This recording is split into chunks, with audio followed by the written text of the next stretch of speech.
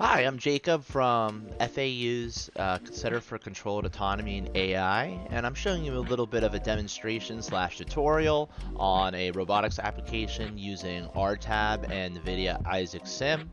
So, this is assuming that you have Isaac Sim already installed, with like ROS also installed. And all I did to get this scene together was I brought up like the robotics examples, and I think actually I brought up that NVIDIA Sim Isaac assets.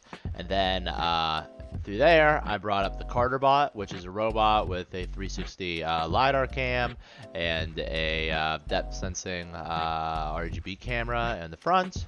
And I have it navigating this warehouse space with a few distinct features. Some features a little bit repeating, but we're going to see if the robot can navigate through that area.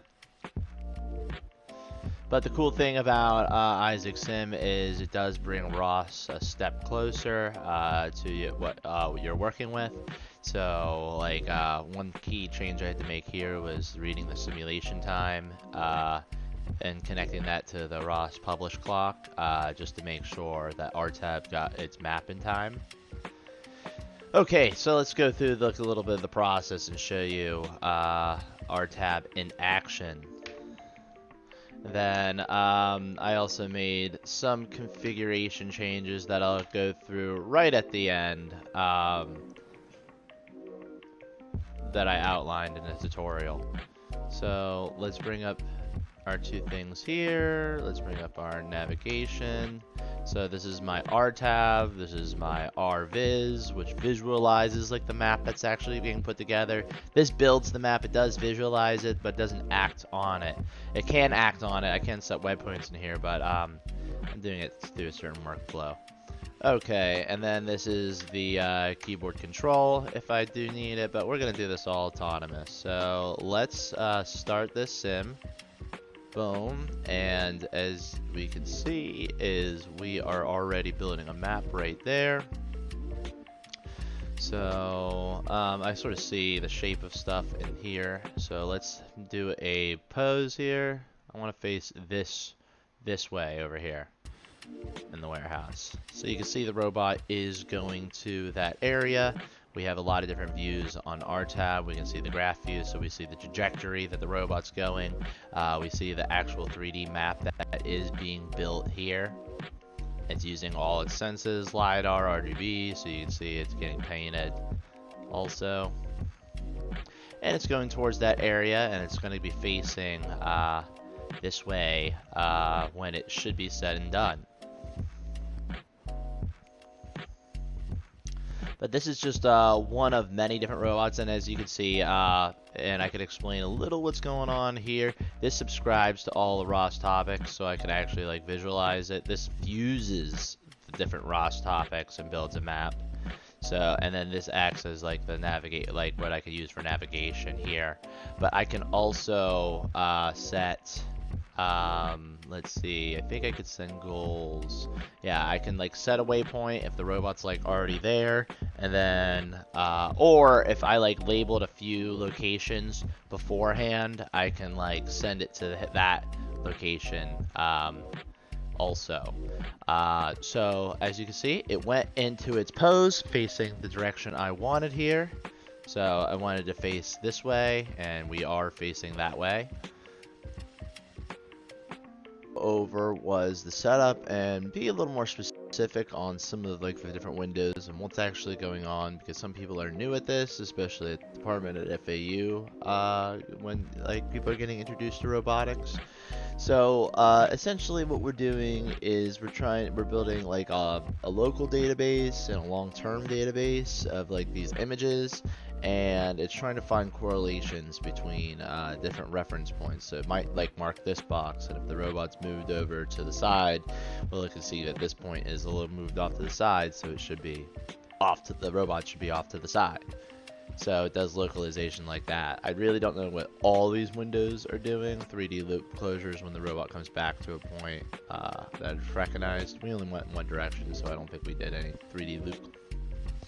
Another thing, another function is you can also, once your map is built out, and you don't want to keep like building new nodes and new memory, is you can put it into localization mode, and that could still feed your navigation.